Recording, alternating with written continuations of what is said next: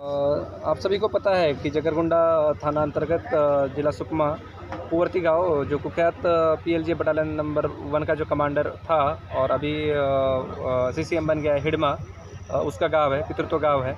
ये गांव से लगभग 100 से ज़्यादा लोग नक्सल संगठन में विभिन्न पदों पे काम कर रहे हैं, उच्च पदों पे काम कर रहे हैं। उसके अलावा करंट जो बटालियन का लीडर है बारसे देवा, उसका गाँव भी कुंवरती है।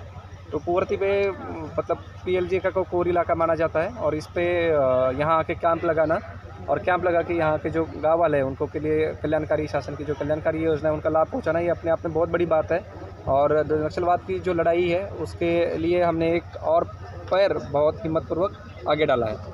सर, इस कदम को क्या समझते हैं आप? नक्सलवाद के खात्मे से अब जोड़ लिया जाए?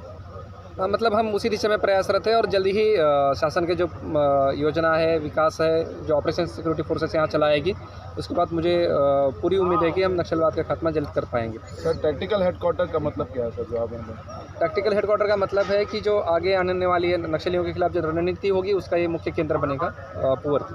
सर, कल आपने खुलासा किया था कि नक्सली यहाँ पर खेती किसानी करते थे, इसके अलावा कोई और खुलासे हो पाए क्या? नक्सली जहाँ तक गांव में इधर उधर देखने के बाद ये पता चल रहा है कि इनका रहने का परमानेंट इलाका था, बड़ा तालाब है यहाँ। उसके अलावा नक्सलियों के मोर्चे बने हुए हैं, उनकी खेती भी है, जो खेती पीएलजे की खेती थी वो खुद को खाने के लिए वगैरह रहने के लिए उसका इस्तेमाल करते थे। सर, नक्सली हिडमा के घर में कोई है या उसका घर यहाँ पर है?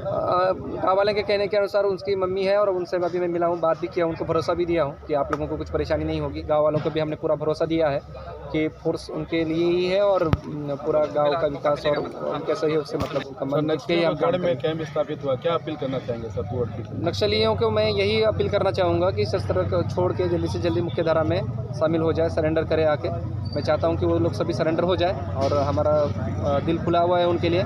शासन की जितनी भी कल्याणकारी योजना है उसका लाभ ले और जो नक्सलियों का जो रास्ता है उसका त्याग कर दे। सर, 30 जनवरी को टेकलगुड़ा में कैंप के दौरान फायरिंग हुई थी और 3 जवान शहीद हो गए। उसके 15 दिन के बाद आपने कुंवरती में कैंप खोला, तो कितना चैलेंजिंग था आपके लिए?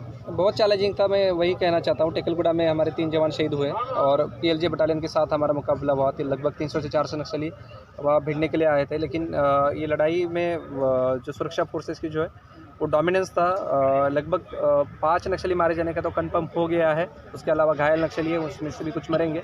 और वही एक जो मोरल था सिक्योरिटी फोर्सेस का वो बहुत हाई था और उसी करेज मोरल अप होने की वजह से जवानों का जो हौसला बुलंद था, उसी फैसले को हमने कंटिन्यू करते हुए उसके टेकलगुड़ा में से भी आगे हुए थे, कुंवरती में हमने हमारा कैंप लगा दिया है।